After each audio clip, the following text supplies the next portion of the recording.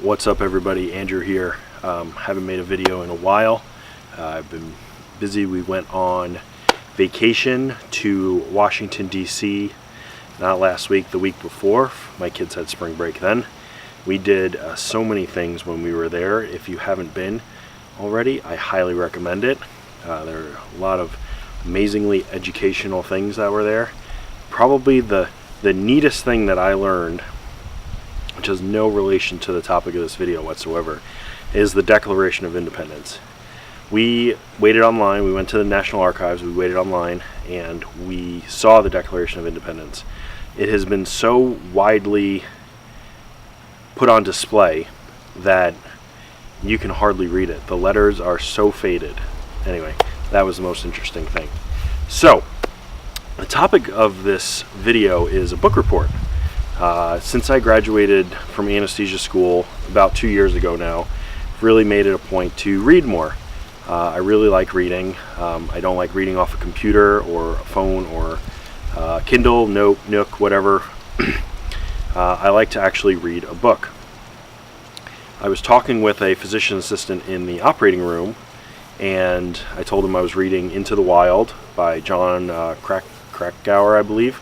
And that's about Christopher McCandless, who went to the Alaska wilderness and subsequently died up there. It was a great book.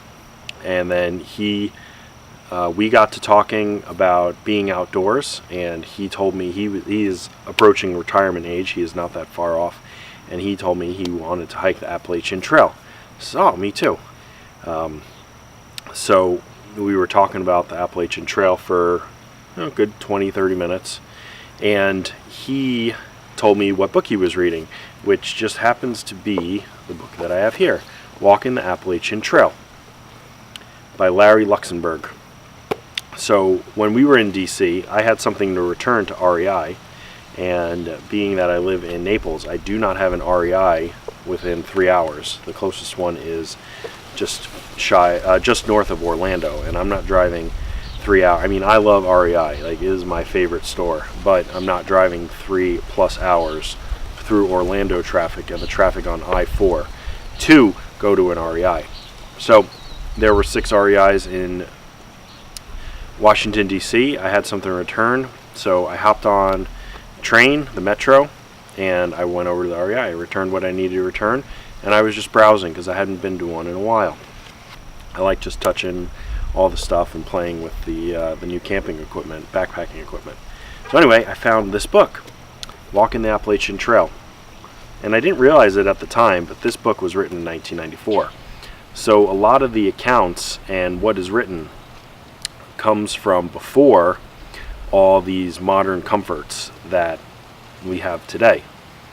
When you watch a YouTube video, it's almost like you don't even need to bring a tent anymore. There's 200+ shelters on the Appalachian Trail, and there are numerous hostels everywhere else.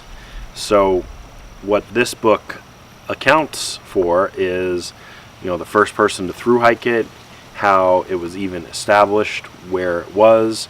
The beginning of the trail was mostly on roads, and it was very dangerous. And now most of the trail is off of roads, and it's just road crossings. But this was a great book. It had numerous topics that one would encounter on an Appalachian Trail thru hike. Food, safety, and then within each topic, it had some profiles of people that the author interviewed. Since probably the first of the year, I've probably read about 10 to 15 books. I can't even remember. One of the ones that I really enjoyed was Dragon Teeth by Michael Crichton. That was about a young boy from Philadelphia back in, I think, the 1890s, or the turn of the century. No, it was earlier than that. Anyway, he goes out west to Wyoming right after the Lewis and Clark expedition. So that was a really neat book, and it painted a really nice picture. But This book, I tell you, I don't think I've ever read a book that took me away as well as this book did. I'm sitting in the operating room reading, because I try to stay off my phone. So I've been reading a lot in the operating room, as well as paying attention to my patients. And I swear, this book, I'm sitting there reading the page, and I feel that I was surrounded by the trees and the trail. You know, I could picture myself walking on the trail in the footsteps of what was written. And really never before have I been transported by a book. This is a great starting point if you are considering a through hike or even just a section hike or a day hike on the Appalachian Trail. It really, I mean, it's really for through hiking, because that's pretty much what it talks about. And there's a lot of great information in here to take away for when I eventually do my through hike of the Appalachian Trail. It's really not a question of if, it's a question of when. Anyway, my love for the outdoors has been reignited after visiting the REI and reading this book and reading Into the Wild. If you have any book suggestions, leave them in the comment section below. Anything really. I might even continue this series with non-hiking books, because I've picked up a few. I found a few books that were really, the series is absolutely phenomenal. But I've had a lot of my backpacking gear, been collecting it for a while, assembling what my pack would look like for a while, and I only have just a few things left, mainly clothing.